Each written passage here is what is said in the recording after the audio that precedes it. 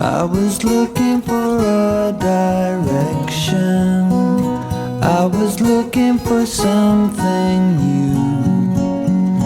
I was looking for some salvation, and I found them all with you. Tell me what you did after Astronauts came out. I went on holiday to Finisterre in France, and I was very depressed. And I really didn't know what I was going to do, because the Lilac Time, it had been my whole life and my thing, and I was so invested in it. And when I got back, Nigel Kennedy invited me to go on tour with him in Australia and New Zealand, because he'd had an operation on his neck and he needed somebody to fill in the time. So I played Julie Christie and Black Velvet with the Australian Symphony Orchestra or Chamber Orchestra, and without any rehearsal. And it was just, are we all going to finish at the same time? And we did sometimes.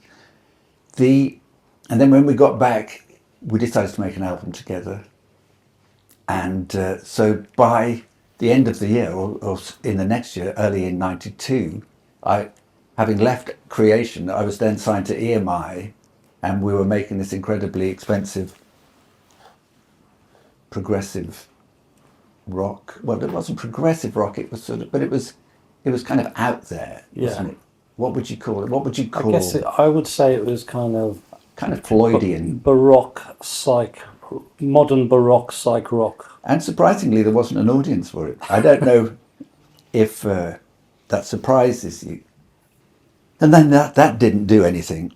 So my thoughts was, well, I'm not going to do that sort of thing again. So I went off to Mitch Easter's house which was then still the drive-in studio in North Carolina. Tell us who Mitch Easter is.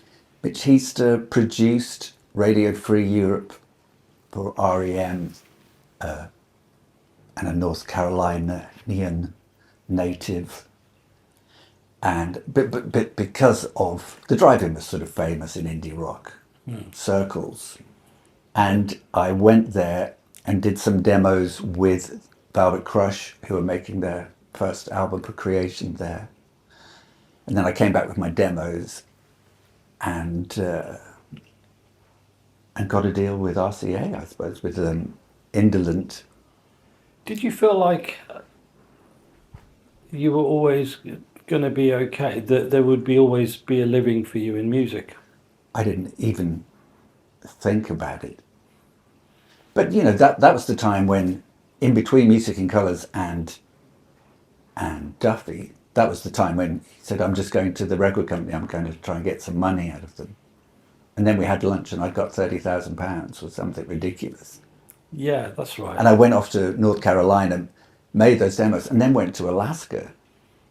Did you feel, what were your feelings about the Lilac? The Lilac Time as a sort of project, had it been a success or a failure or something in between? It had been a failure. We started off with that great ideas of, the first album and what we were going to be, and then we signed to Fontana and it all became a mess.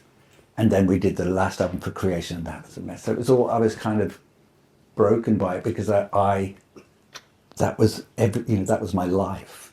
Not just in a sort of, that was my life, that was my life. That was everything. And what was that? Was that feeling like one of embarrassment? It was a feeling of death, that my life had ended. But then, I kind of got over it and signed to EMI and then signed to us. But then the thing is, then Britpop happened, and I made the I Love My Friends album, and then and just before that came out, I was dropped, which sort of completely destroyed my belief in anything. Or I didn't want to work with a major label again, but they probably wouldn't have wanted to work with me, because that was, at that point, Pro Tools happened, Spice Girls happened, and pop changed. And strangely, they didn't want white men in their early 40s who played the acoustic guitar. I don't know why. We can sing together down a